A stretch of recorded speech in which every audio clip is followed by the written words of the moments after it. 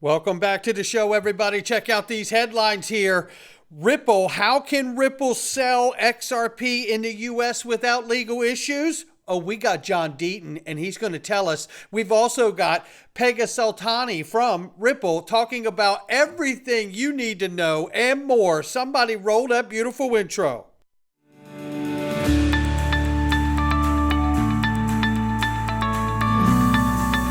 Digital Perspectives with Brad Kimes. Come on in.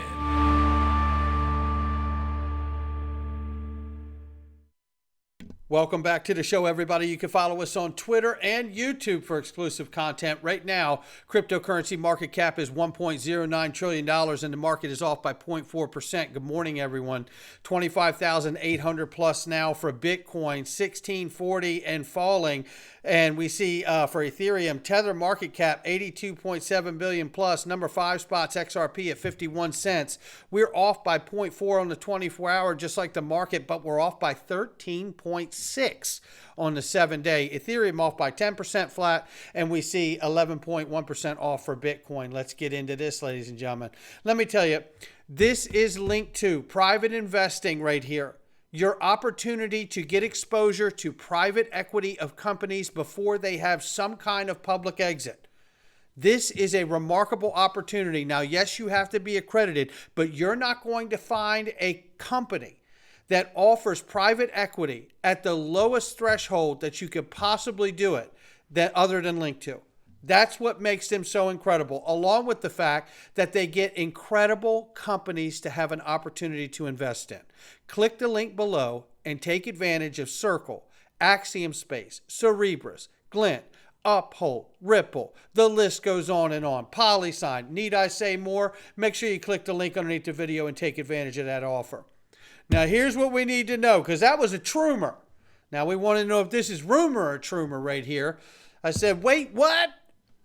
Breaking Venmo rumors are circulating on YouTube about making XRP available to millions of members. Well, I tell you what, I don't want that to be a rumor. I want that to be a trumor. So hopefully Mr. Intuitive can help us get to the bottom of that. He says, ooh, love to dream.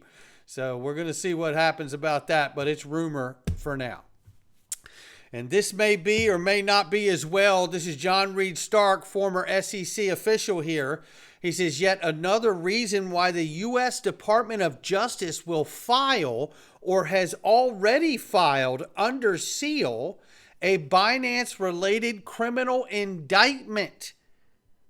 Wall Street Journal reports that via layers of intermediaries, Binance's clients can turn funds and sanction banks into balances at Binance. Ooh, now that's a problem. When you got sanctions in there, that is a problem. Sanctioned banks. So we'll see what comes of that. You know, I hate that for CZ if that's the case, because Binance was my first platform that I ever used back in the day, and then of course they made U.S. residents get off, and boy, do I really miss that opportunity there. But here we see 76,000 XRP holders take the wind out of the SEC sails. Listen to John Deaton lay it down. It's the offer and the sell of the assets that's the issue. But what it does do is it took the wind, the political wind out of the sails, if you will, or the political sails of the SEC, because they kept saying the tokens are securities. Gary Gensler kept saying most of these except Bitcoin are securities, and you can't say that. You can't say that anymore. And so now we have the SEC conceding in paperwork and in pleadings that the token itself is not a security. They lie and claim they never said that, which is bullshit. That's right. And it is a lie. Boy, I love the way John Deaton lays it down, don't you? Yeah, I like it. Yeah, it's straight at you. And here's some updates very quickly in the SEC case. They're not earth-shaking events here. However, it is a update, so we got to cover it here. SEC versus Ripple, XRP counsel for Brad Garlinghouse and Chris Larson have informed the judges, Judge Torres, that the dates they will not be available for trial in the second quarter. And it says through April 1st of 2024 to April 14th. So they're not available for that. And then there was also an update for legal counsel for Brad Garlinghouse, I believe, too. So just those two things, just to note. Now here is ISO 20022 messaging equals game changer, and it really does to me. And we have to be clear to understand that ISO 2022 tokens are not a real thing. That has been slang to associate the messaging language with the accompaniment of moving and settling digital asset value, which is actually true. So, you know, you have to understand these different verbiages that are going on out here. But nevertheless, I want you to listen to Ripple and Wales lay this down about ISO 2022 messaging standards. Take a listen. Good morning, all. I just want to talk to you briefly today about the ISO 20022 messaging standard and why I think it's a Trojan horse for Ripple in its quest for global payments dominance. SWIFT has been in charge of the payments flows for years, and it's used to having a messaging standard of MX and MT, which has formally been replaced by this new ISO standard. SWIFT is a telecommunications company based in Belgium, and they send messages over to correspondent banks that should then fulfill the need for liquidity. Ripple is a software company building on the XRPL using the token XRP, and its two products that it's built are ODL and RippleNet. RippleNet is the part that replaces the need for SWIFT, and the ODL part is the part that replaces the need for the correspondent banking layer. Formerly, it's been really difficult to get banks to onboard into the ODL component because of the messaging standards were out of sync. The banks had to upgrade their software in order to be compliant with this, but this new ISO standard already lifts the banks up into a kind of a fitting position for the use of ODL, which means the heavy lifting is not needed for the banking sector. They can onboard so much easier. Bob Way was the person that said that people are vastly underestimating the significance of this new ISO upgrade, and I can now understand why. Because the little banks who have been at the prey of the bigger banks, and the bigger banks making money off them, can now onboard into the ODL system much easier. And then eventually the big banks will follow too. Now, by November 2023 of this year, all banks globally in every region will be compliant with this new messaging standard, which then lays the foundation and new architecture for banks globally using crypto assets as payment tokens all around the world. Now that's huge. It's huge for Ripple, it's huge for ODL, and I think that it's a Trojan horse in the new architecture that will lead Ripple to become the dominant player in global payments and make that dent in the universe. Don't sleep on this. Yeah, absolutely. Don't sleep on it. And guess what we've got for you to look at now? This is Pega Soltani from Ripple talking about the importance of ISO 20022. Listen to this clip right here. ISO 20022 is a global standard for financial information exchange. This enables interoperability between different systems, straight through processing of payments, and rich data transfer. And it'll also foster competition because it's open and flexible. At Ripple, we've been aligned with ISO 20022 from day one. We've always recognized that this is the direction of payments and it'll be better for everyone. And we were really a first mover on that front. We've also joined the standard body to help contribute to how payments will shape in the future. Going back to your point around security, Ripple's also really committed to the highest standards in safety, privacy, and security. And a testament to this is that we have our SOC 2 certification. For those not very familiar with SOC 2 reports give really valuable information about an organization's security capabilities, so each of their customers and users can have confidence in that service.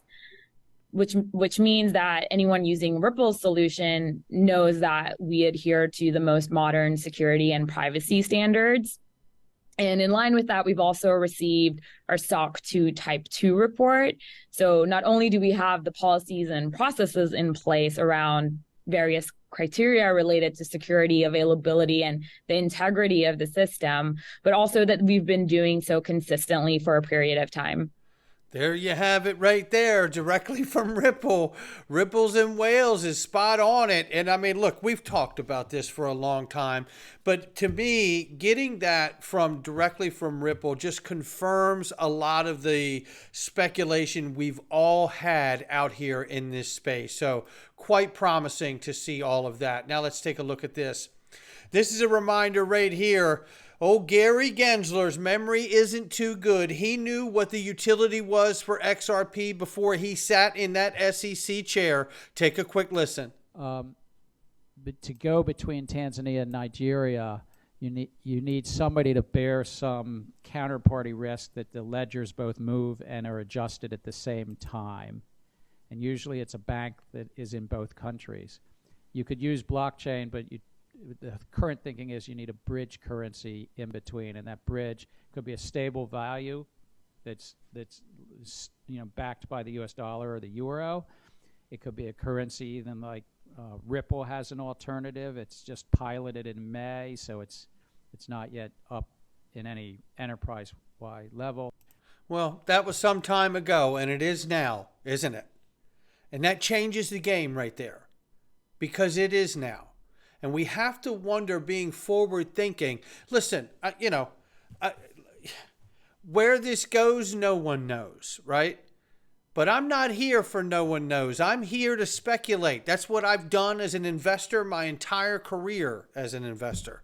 And it has paid me dividends over and over and over again. Everybody's got a different appetite for risk.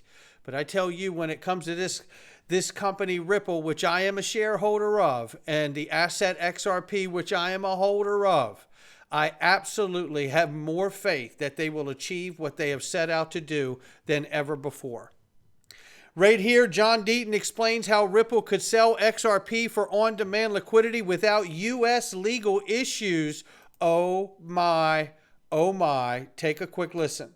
Ripple sell XRP directly abroad without U.S. legal problems after the Torres decision. Well, Ripple could sell XRP abroad before the Torres decision. So the answer to your question is yes, but there's a Supreme Court case called Morrison, which basically requires, in order for the SEC to have jurisdiction over a sale of a potential security, it has to be within the United States of America. That's the SEC. SEC governs the United States. So one of the major defenses that Ripple always had was that 95% of their sales are outside of the United States. Therefore, the SEC doesn't have jurisdiction. When you think about Japan, the United Kingdom, Singapore, United Arab Emirates, Switzerland, and other jurisdictions that have declared, their regulatory agency has declared that XRP is not a security. So if Ripple or Brad Garlinghouse or anyone else sells XRP in Japan and it's not a security, how could that ever be considered illegal? So that's why also Ripple has been able to keep hiring during this crypto winter and been able to increase their market share, if you will, overseas because of that ability to sell XRP regardless of its regulatory status outside of the United States. Which, by the way, as we all know, XRP is not a security in and of itself. And we see here, I want to go into this because it's such a great breakdown here. Shout out to DAI for this one. He says, so John Deaton, here's a hypothetical. Ripple sells XRP to Bank of England in London, who we know is a partner, not in the U.S. Bank of England then sells to a U.S. institution like Bank of America for on-demand liquidity use in the United States. The on-demand liquidity transactions are never securities, so XRP can forever be used in the U.S. in on-demand liquidity transactions. Is this right?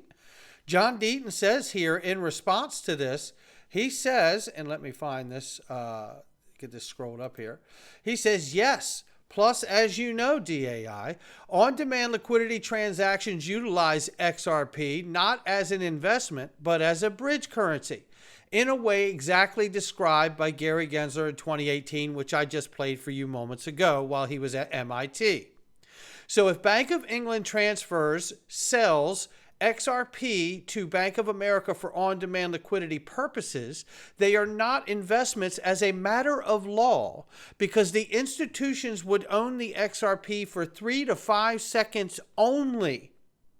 It is silly to claim one of the institution's expected profit during those seconds, just as it would be silly to argue they were relying on the efforts of anyone. These types of XRP transactions don't satisfy a single Howey factor, and pursuant to Foreman are not securities. What a great response there. But I also ask this. He says right here that basically investments as a matter of law, because their institutions would own XRP for 3 to 5 seconds only in the scenario that DAI proposed. What I propose is that we all know it is not up for debate. Banks around the world, in the U.S. and everywhere else, are the greediest entities on earth. Period. Full stop. Understanding that, ask yourself, are banks only going to want to use XRP for the benefit of 3 to 5 seconds? Or would they also be smart enough and maybe even greedy enough to know that they're also going to want to figure out a way to hold it themselves? I'll let everybody else figure that out. Right now, looking at this, Dark Defender, Grand Wave 3 says you could hit all of these marks here, watching these very, very crucial marks. Target for XRP continue breaking 93 cents towards 133, 167, 173 after successful touch to 89 cents. And we understand where we are today, right, and price. We went over it in the beginning of the show here.